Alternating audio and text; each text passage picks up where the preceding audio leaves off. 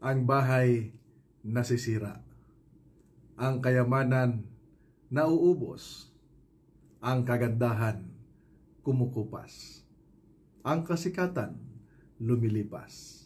Nagpapaalala sa atin, ang mga bagay dito sa mundo ay temporary lamang.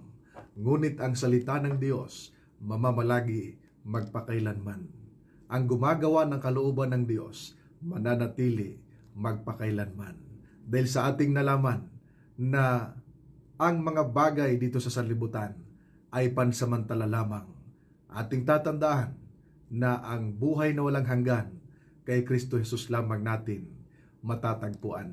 Kaya kaibigan, ating tandaan at ating isipin palagi na walang bagay na magpawalang hanggan dito sa lupa. Lahat ng bagay dito ay masisira, mauubos at mawawala. Pero siyang gumagawa ng kalooban ng Panginoon, mananatili magpakailanman. Kaya piliin si Kristo kaysa mga bagay sa mundong ito.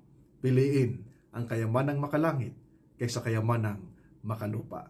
Piliin ang magpawalang hanggan kaysa temporary lamang. God bless.